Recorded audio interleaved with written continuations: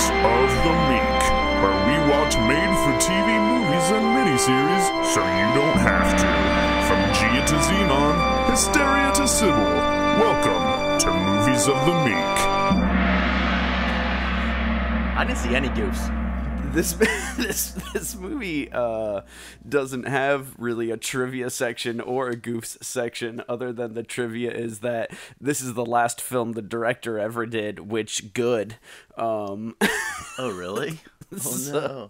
So I will say, however, that, most of my commentary on this film is going to be harsh criticism. Aww. So starting off, Karate Dog is The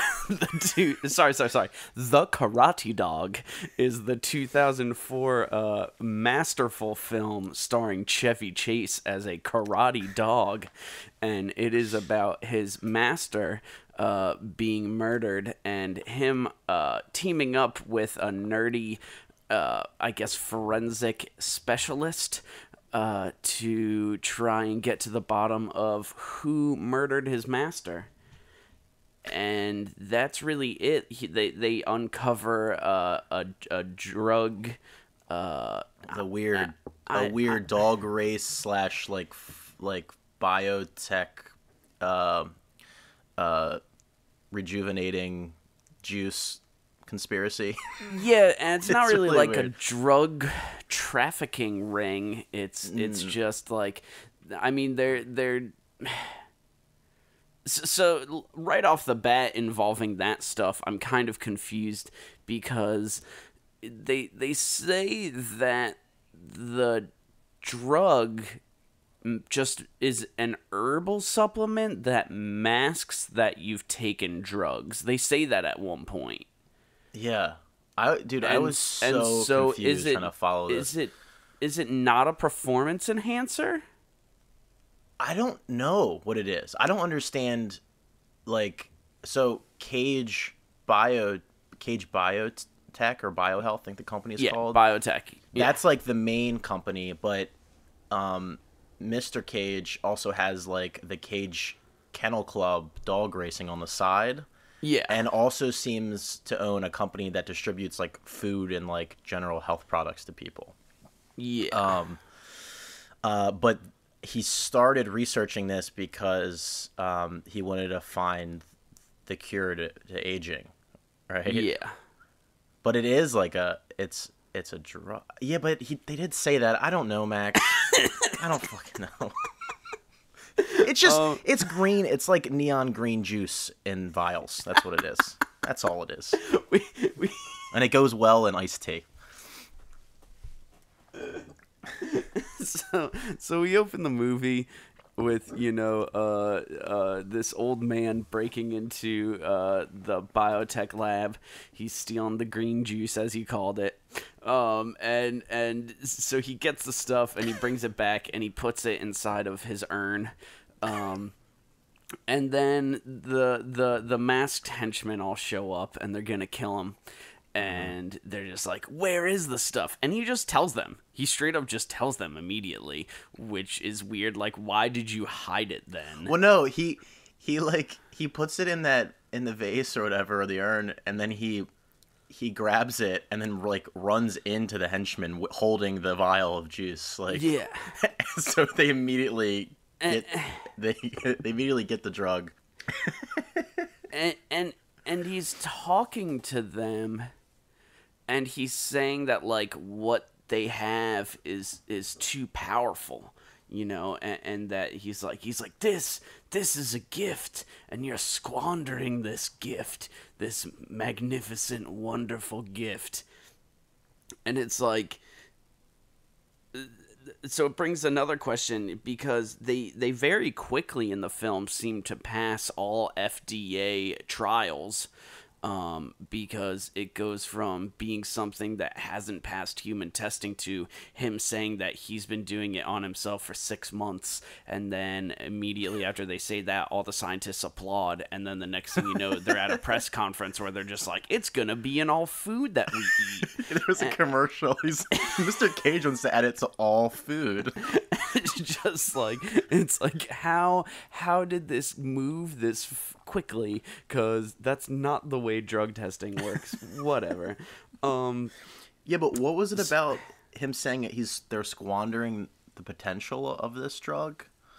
What does that mean? Like, what are his intentions by stealing it? And that's my thing, is that it's like, was he thinking that they were just going to use it on the race dogs? But even that is fucked up, because they're dying. Yeah, it seems like he didn't have any real concept of what was even happening. Yeah. and then they kill him. Yeah, but not before an awesome fight. So, Cho-Cho, of course, tries to defend his master. And he does pretty good, but they get away. And then his master, is gonna die. And so Cho-Cho calls 911 and talks to them. And so they bring the cops over. The cops want to be a quick open and shut case, which one of the things that logical movie stuff that I thought would happen, which would be the cops were bought off. That is not the case. You would like the way they handle that crime scene. You would think they are bought off. Yeah. I mean, even our main protagonist. He's not a detective. What's his name? Is it Peter Fowler? Yeah, Peter Fowler. Sure. He's like, what is he? Is he just like the nerdy forensic guy or something? Yeah. He shows up with his briefcase, and like, it's filled with this AI, like super intelligent AI. Yeah. That talks to him. And some things happen in this scene. He's talking to a few people, but all he does is open the briefcase and then close it, and then he leaves. Yeah. And that's his role in the crime scene. Like, they did not investigate anything. His role was, he shows up, he opens his computer so that we can establish that he's a nerd, and his computer has the ability to talk to him like he's a regular person. And instead of being completely amazed by it, everyone's making fun of him, and they're just like, oh, what, do you fuck your computer, you fucking loser? Nerd, get out of here. Yeah. They're just like, instead of being marveled by this scientific achievement. 2004. This is really impressive. And it looks like it's 1996. And so instead of that happening, they're just mocking him constantly. And I get it. It's supposed to show that, like, he's an outcast and everything. But yeah, basically, he talks to the computer for 10 seconds and he's like, I think there's more to this crime scene. And then he closes his briefcase and he's leaving. And then someone's making fun of him and he trips them. And then there is a slide whistle sound. Yeah, dude, I wrote that down. That's one of, I think, a couple in the movie. When I heard that slide whistle, I was like, I know what this is gonna be. And that's like the soundtrack to this movie is very like Tim Burton-esque. It's like, and it's like kind of like Monkey Bone, you know. It's really, in parts of it sound like they're coming out of like a MIDI keyboard or something. Like it's all over the place. But I mean, my thing with it is more so that the tone was very much from like Pee-wee's Big Adventure. And yet when you watch the movie, that doesn't match with anything that you're seeing. It's just the score sounds like that. It's super bizarre. It's weird. You know, and so the dog really likes his car. They established that very early on. Chevy Chase is like, ooh, is that a 1960 blah, blah, blah hatchback blah, blah, blah, who cares? And he gets inside the back. And then there is some terrifying camera angles during that driving sequence. I don't know why they chose those shots. They're really bizarre. And they're driving there. They go to his house. Cho-Cho is like, this is a great house. I would love to live here. And then he decides to reveal himself to, you said the guy's name is Peter? Yeah, Peter. Yeah. So he reveals himself to Peter for the first time. And, you know, when he does that, and this is my main commentary for this movie and criticism, is that none of the jokes are given time to land. And I know that that's really generous for me to call them jokes. They're not. But he'll everyone will make these jokes, and especially Cho-Cho will make a joke, and then immediately after the joke he'll just be like, "Oh, just kidding." He would say just kidding, and Peter, like throughout the whole film there are these dog puns everywhere. And Peter makes a point to say no offense after saying one of them. Yeah. But like they're not offensive at all. No. None of them are offensive. Yeah. It's like what's the one time where he enters some information into his computer and then it shows him like a schematic of the building and then it shows him where Ashley is and he goes, bingo, ha, not like you. And it's like jokes like that are just like so terrible and they're riddled throughout this movie. But in this beginning sequence especially, it's this entire sequence of him making these terrible jokes and then just going, "Oh, just kidding." And it's like, how about just hear me out. This guy is dealing with the fact that you are a dog and a talking dog. How about you don't be sarcastic? Because not only is he now having to deal with the fact that you're a talking dog, but he also needs to now comprehend the fact that you have sarcasm. And you're Chevy Chase. And you're Chevy Chase. And it's just absolutely fucking crazy. And then for some reason, you know, he comes to the conclusion that he should take Cho-Cho to the fucking police headquarters, and he's gonna interview him. Yeah, like but before that happens, you know, fucking Peter sleeps there and lets the dog sleep there, and he wakes up to Cho-Cho in the bathroom standing up, and that's another thing that Peter's like, "Can you not walk around on your hind legs? It weirds me out." But then the bathroom door opens and you see Cho-Cho is in there and he's brushing his teeth. And Cho-Cho makes the joke, "Don't light a match in here for another hour." Is that a joke that it would explode because of the amount of gas in there?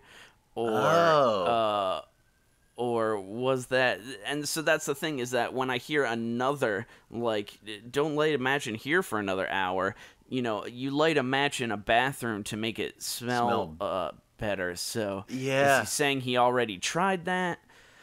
It's a bad joke. Anyway, so he I like how you got hung up on that one. You were like, that's too much. He brings the dog in for questioning. And he says, you know, "I don't think that this case is so open and shut, boss. I think there's something else to it, and I got an eyewitness." And then when he brings the pup in, and then he shows his boss, why doesn't he attempt to play it off as a joke? You know? I don't know. Because he just comes off as a crazy person, and then just gets yelled at. Yeah, just straight up yelled at. That's him. This whole movie is he's trying to solve this case, and then he thinks he has the smoking gun, and then he shows his boss, and then he gets yelled at because it's not actually a smoking gun. And then it's 2004.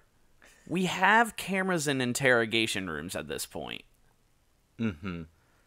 So when Cho-Cho talks to him immediately afterwards, that's when he should have been like, "I got you, you bitch." That's exactly what I thought, man. I was like, they're probably still recording this. Yeah. They started doing that, like, in the 70s, right? Yeah. Oh, my God. It's like fucking duh. So, Cho-Cho, and not to get too sidetracked, but I just want to hear what you have to say.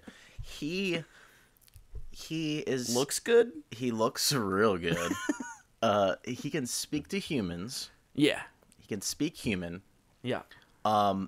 He tells Peter that all animals speak their native languages. So Yes. but they can also speak to each other. Like cats can speak to dogs. And he implies that I guess dogs can speak to humans, but they don't. See, that's I actually thought that he was saying that all animals speak their own native languages, and so that's why he was like, dogs can speak dog speak, and cats can speak cat speak. I didn't think that they ever established that dogs could speak to cats until the end of the movie, where he spoke to that cat one time. Yeah, right. So that's watching the movie. I was like, okay, so he's the exception. Usually, dogs can only speak to dogs. Cats can only speak to cats. Yeah. For whatever reason, and we don't get any backstory with Cho-Cho. He's just a talking karate fighting dog. Yeah. That's who he is. But he can speak to humans. But later in the movie, we find out that dogs can speak to cats, and the ending. There's an ending musical number. Not to jump all the way to the end, but they're called the Puppies, and Cho-Cho's the lead singer, but there's also a couple other dogs in the band as well as a cat who sings backup. And Cho-Cho, and they're playing in front of all of the policemen. Cho-Cho can be heard just fine. He's speaking English, but all the other animals appear to be like the cat is singing, but you only hear meows, which implies that only Cho-Cho can communicate to humans. But there's something else, Max. When they're in the pound, you'll notice that in each of the cages, the dogs have written words on their cell walls, implying they can write and communicate to humans. What? Yeah, like that whole thing. Do I have to rewatch this movie? We can stop and you can rewatch it right now if you want. It's the scene where Cho-Cho's singing the blues in the pound, and like it's panning across all the cages, and we see all the dogs like grooving to the blues music, and there's like words written in the cell like help, and like there's dog bones and stuff. Like fuck! It's like all this dog graffiti. It's awesome. I guess I did kind of sidetrack it, but I mean, and that brings up another question which I had, which was like, Cho-Cho is a karate dog. And so Cho-Cho was a dog that was, because of how good his master willed it for him to speak. And he also, I guess, willed him to learn karate. But also, did he will him to learn karate? Because it's also established, they have a party with all the dogs, and there's a DJ dog, and there's dogs playing poker. And was the old man Cho-Cho's master, like owner, or just karate master? Yeah. Because if Cho-Cho can speak, both. Okay. Yeah. And then, at the end of the movie, the one dog can play drums, and the other dog can play the cello, and it's disturbing. Yeah, but it's also just like, what can dogs do? I don't know. And also, like, that was another thing that seemed logical, is that we would come to the conclusion that, maybe the master wasn't all powerful. It's that maybe Cho-Cho was the first test subject of this drug. That didn't happen either. And so that's the thing, is that it's apparently, potentially, you could teach any dog karate. Yes. In this universe, yes. Whether they speak human or not, they can learn karate. Or instruments. Or poker. Yeah. Or DJ. Or DJ. Anyone can DJ. Yeah, I don't know, man. That's yeah. I was very concerned by the end when I saw that dog graffiti. That kind of just blew open the doors in my mind. I was like, oh my god. Yeah. What is possible in Karate Dog? and all right, so back on track. That he's investigating what's going on. And they go and they think they find the killer. Chocho thinks that he sees him. He's in the car with him when they go to investigate the racetrack. And of course, there's the amazing sequence where Chocho sees the killer and decides to drive the car. Which we're now in a universe where dogs can drive. Mm-hmm.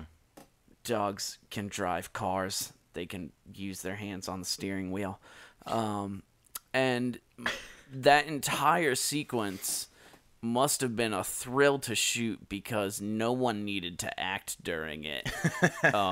Because you just have like a dog / puppet / CGI monstrosity. They switch back and forth so often. It's so hard to tell. And then the other guy's just in the back seat and his mouth never moves. And then it'll cut to like a wide shot and his legs are just dangling in the air. And then all of it's ADR of the two of them. Most of the movie is that way. and it is beautiful. It's incredibly well done. And then immediately after that, Chocho crashes the car into the water, totals the car. And then it introduces one of the weird things. So, 7 minutes into the movie, we have the meet cute between the two people that we're supposed to root for to fall in love, which is Peter and Ashley. And one of the things that's super weird is that Ashley is like, she's on the job and drives past Peter. And she's like, hey, I heard about your tough day. And she's just like, just like making moves on him. And it's like, your partner's right there. Like, he probably has other stuff he would much rather be doing than listen to you say stuff like, you always make me laugh. And then have him awkwardly hit on you and talk about, wanting to go on a date with you. And then you making plans to go on a date, which of course leads to classic earpiece dating scene. Probably one of the worst in film history. It was... They're always awkward. No, but that was a really, really awkward one. Yeah. I felt bad for everyone involved in it. I think it's just Chevy Chase. Like, he nailed it. Yeah, like, the quality of his voice in this movie was terrible. I don't know what. I don't know how they recorded his voice, but it sounds terrible. And he has, like, almost no enthusiasm. He also the tone of his voice is also so unenthusiastic. Like, he's like a sad karate dog. He's like, yeah, I'll do that. Yeah. Okay. I hate cats.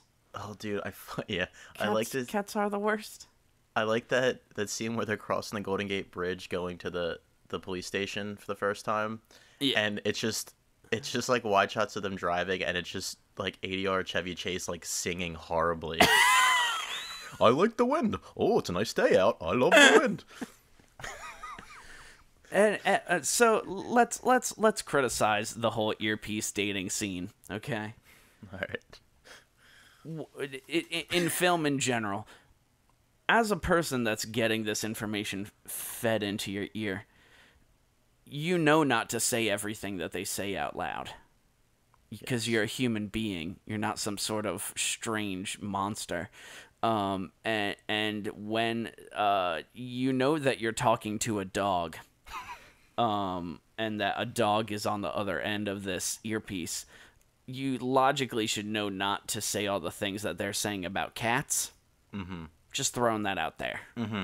Yeah, I think if I was in that situation and I was talking to a talking karate dog, I would not say anything dog or cat related. The most baffling thing about all of this is that the scene ends with him saying, "What's a dog like you doing in a place like this?" And he says that, and she gets absolutely disgusted. and she leaves. And now this is the craziest part to me. This is strange. Which is when she sees that he has an earpiece, and when he is honest with her and tells her how he really feels, that's when she decides that she likes him. And she's like, I don't know who was feeding you those lines on that earpiece, but I like you a lot better. And it's just like, what the fuck is wrong with you? Like, did you not hear what he just said to you? Like, that, but then also just like, okay, so you're fine with the fact that like he had to have information fed to him the entire time that he was fucking talking to you? Jesus. And then they do this weird thing where like Chevy Chase dog is on a date with a lady dog, and fucking Peter is on his date with Ashley, and they I guess use the same dialogue to maybe parallel how they're similar characters. I don't know, man. Yeah. Like, what the fuck was that? That was weird. That was so weird. Because we never see the other dog again. You know what I mean? Like, it's not like Chevy Chase has this other dog around and the that's whole movie. like, you know, Peter goes home with Ashley, and you're like, all right, so like everyone's gonna have sex tonight, tight. So like Chevy Chase is probably home with the dog, and then, you know, like Peter's gonna bone Ashley. There'll be some weird hijinks in the morning, you know, like the dog will have condoms or like using a toothbrush or something. You know, Ashley will get confused, and then there's a party happening, and Peter's like, oh, my cousin's in town, whoops, and she's like, fuck you, Peter, and she leaves.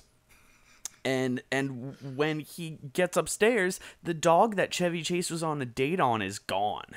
Yeah. And it now said there's a we get dog party. We said we get 100 other dogs that we've never seen before, including my favorite one, which is the one dog that's attached to a bunch of balloons that goes, I'm so high right now. Oh God, that was a CG nightmare. That scene. That was a really good part of a movie we watched. And so they come to the conclusion that the only thing that they can do is to break into biotech. And so they break into biotech. Mission Impossible style. Mission Impossible style. It is great. And you know, it gets to the good old we're 60% of the way into the movie, and in your narrative structure, the 60% way of the film is supposed to be your lowest point for the hero. It's supposed to be where, you know, they have no options other than to, you know, become the true hero of their journey and seize adventure and do what they're supposed to do. And so, you know, he gets this disc from biotech that he thinks is going to be the evidence that's going to free everyone, and it's going to, you know, really put the clamps down on these bad guys. And instead it ends up being a virus that shuts all the computer down, and then he gets fired. And then no, he doesn't even get fired, does he? Yeah. Oh, they fire him, but don't take his gun and badge until the next scene where he gets yelled at again. And that's also, so the craziest part is that, so then he's at his house and he's on his back porch and he's all sad and depressed and he doesn't know what to do about anything. And then Ashley shows up. Yeah. And they never established that, like, she would have the keys to his place. I don't think they've made up since their their date. Yeah. Yeah. And so she just shows up, and she's like, is this what you're gonna do? Just gonna sit around? You're gonna give up? That's not the Peter I know. And, you know, my life's been tough. All my family is detectives, and I always wanted to be a detective, but you know what? There's more important things, like doing the right thing. And he's like, you know what, person that somehow has the keys to my house or broke in? You're right. We should get a sample and find out what's happening. So go back. It's at this point. It's at this point that they've established that it's basically the plot to, fun fact, movie that also came out this year, Catwoman, where it's an anti-aging serum, and then we find out that the anti-aging serum is having some adverse effects. Literally, same thing happens in the 2004 Halle Berry film Catwoman. And so it turns out that this anti-aging serum makes you go crazy, and then at the very end of it, you're gonna age super super fast, which they don't even show on a person. They just show that like his nose gets really red and he looks like a lush. This is John Boy, who is the best character in this movie, like by far. His performance was amazing. Now, my personal favorite part is that, you know, they're deciding to go basically back to, you know, Cage Foundation's Cage Biotech, and he you know, this is after, you know, Ashley gets kidnapped, Cho gets kidnapped, and the computer tells him to go with his gut.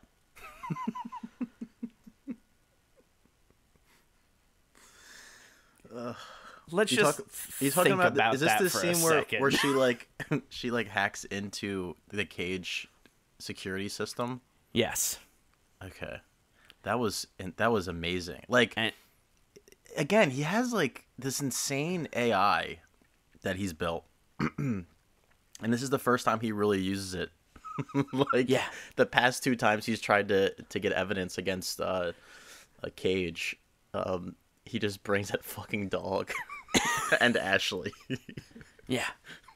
But if it was this easy to like break into their security system and like get live video feed from the whole building, yeah, you would think that would have been done a little sooner. But anyway, yeah, go on. The computer tells him to go with his gut. Why would a computer do that? I don't know, man. That's the opposite of how computers work. Yeah, I know. Computers don't have like feelings and intuition to go off of. She had quite the personality. She did. She more personality than Peter by far. What was I gonna say? Yeah, she she says go with your gut, and then they get the video feed from Cage. Yeah. And he sees where Ashley is being kept. And then during this time, Ashley escapes, and Cage gives his like speech to all the scientists, like revealing Lot 99. Right. Yeah. And Peter goes, so during this period, this is the whole dog pound part of the movie. Chocho's locked up in the pound, so Peter goes and rescues Chocho and brings all the dogs to the Cage Foundation to stop this Lot 99 announcement party. Yeah. Things move pretty quickly at this point. Yeah. This is about, I want to say there's about 15 minutes left of the movie when all this happens. Yeah. And we get some of the best scenes in the movie. Oh my god. But did we say that, like, so John Voight's character, he plays Cage, he's been drinking Lot 99 for 6 months. Yeah.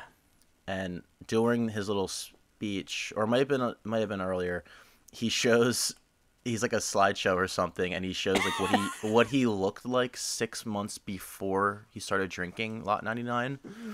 And I thought it was so funny. I mean, he looked like so old in the before picture, like wrinkled, just like on the verge of death. And he reveals, "I've been drinking Lot 99 for 6 months. See what it can do." And then his son turns to him and says, "That's unbelievable." I was like, Did you not notice that your dad looks like 30 years younger?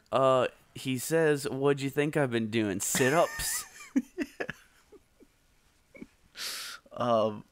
That line covers up for it. Yeah. Everyone thought that was what he was doing. But Jon Voight just gets the Lot 99 is just making him crazy and causing like acne, I guess. Yeah. Those are the two side effects. That's weird that they did that, because they just established that this juice, like, it gives you a lot of energy and it reverses your age to a certain point, and then you get old very quickly. Yeah. But he didn't show any signs of getting older. He was just like fucking weird. Yeah. He was just being a weird dude. Yeah. He races the dogs himself. Yeah. He's a madman. That was what it was. But yeah, let's just get to that fight scene on the roof. I mean, so all superhero movies take note, because the last segment of this movie held no punches. No, dude, it was like, this movie went all in at the end. Oh my god. John, it was like just Jon Voight. I mean, it was a fight, but it started out as like a break dance. Yeah. He's breakdancing a CG/puppet karate dog voiced by Chevy Chase. It's insane. They breakdance. Following that, they do a sweet 5-year too late Matrix spoof, where Jon Voight's just like, he's throwing like fucking sinks and like plates at the dog, and he's in slow motion, he's dodging them. Nah, dude, that was timely. That was timely. That was time. At first I was like, oh, that's funny. This is like when movies like did that. They like ripped off the Matrix scene where he's dodging the bullets. Yeah. And then I was like, oh, this came out 5 years after the Matrix came out. But it's like a year after Matrix Revelations. You know? Yeah, I guess. Matrix was still fresh in everyone's mind. Yeah, people were still stoked whenever they saw a Matrix reference. The tricycle like buzzes past the dog, and there's like 900 of it. Yo, Marvel, take note. Dude. Like, we need more Matrix scenes. but no lie, like the entire movie, I was like, man, there isn't really that much karate. You know, there's kind of a bunch in the beginning. There's one small sequence, and I was like, psh, this is kind of lame. And then that sick 1990s Blade soundtrack music starts playing, and they are just going all in on each other. It's the same song they played at the beginning of the movie. and they're doing some Crouching Tiger, Hidden Dragon wire work where like they're flying through the air. It's which okay, so once again, you know, so Jon Voight's character, it makes sense because he's been taking this supplement, but Cho-Cho is just a dog. So are all dogs able to fly through the air with magical powers? And stop time? And stop time. I don't know. But yeah, I mean, I should stop questioning this movie because it has a fucking talking dog in it, and it's establishing that dogs can learn karate. So I mean, I think the fact that it can run up walls, I shouldn't be questioning. Movies can be goofy, right? Like movies can be fun, but like I appreciate when they establish some kind of rules to the universe. Like, establish something. Like, even if it was as stupid as saying, like, you know, that juice can make you a great, you know, karate fighter, and you can stop time, and you have crazy strength. But they don't. And they don't even explain Cho-Cho. They don't, like, how can he talk to people? Well, they once again, they say that the karate master was powerful enough that he willed him to do it. It's just fucking stupid. That throwaway line does not convince me. Whatever. They stop time during this fight, and it's amazing. They lock arms. Time freezes. That sequence, I died. I died during the scene when so John Voight gets defeated, obviously. And his son runs up the stairs, and his son in this movie is a very large boy. And he pulls a gun and shoots. He tries to shoot Peter, and he says like, "You did this to my dad." Yeah. And Peter just got there. Just got there. Like, Cho-Cho was the one that defeated. But whatever. So he tries to shoot Peter. Cho-Cho takes the bullet for Peter, of course, because he's Cho-Cho.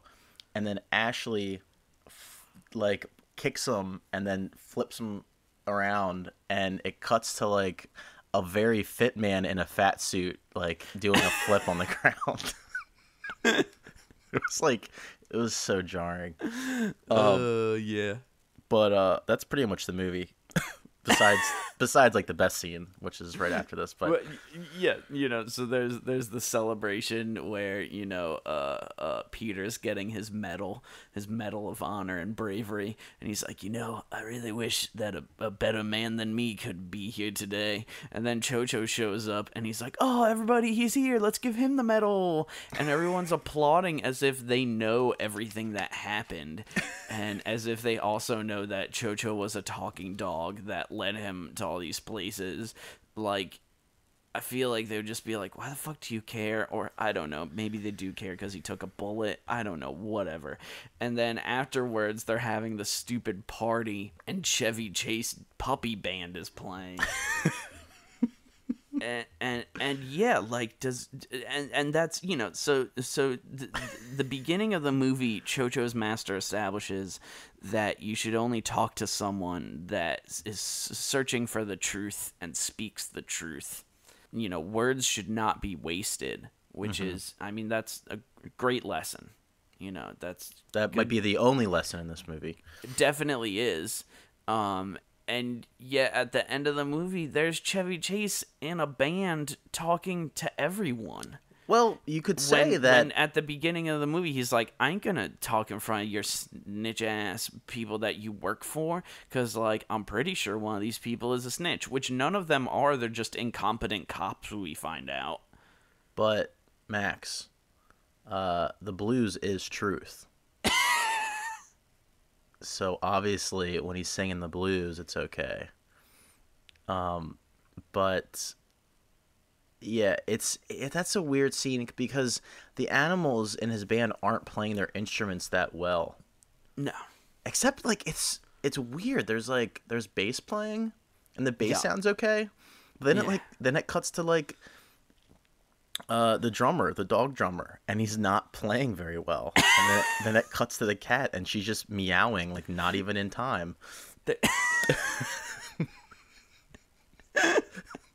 And, part of me is they don't have thumbs. He shouldn't be able to hold the drumsticks. Or play keyboard. So I understand. But, I don't know. That whole scene was confusing. And during this whole scene, Peter's just fucking stoked. He's, so happy. He's like, finally, everyone knows that Cho-Cho can talk. And sing the blues. He throws his pina colada in the coconut away, and he makes out with Ashley. And then we get credits. And then there's this fucking country song playing. It's the lyrics are just about Cho-Cho.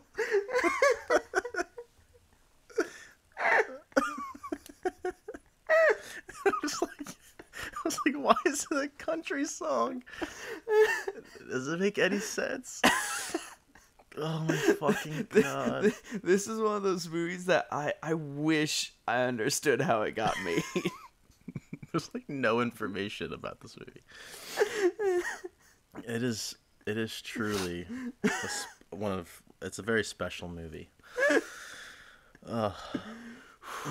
I didn't see Chevy Chase's name in the credits either. Well, he was in the credits at the beginning, but not at the end. So I don't know.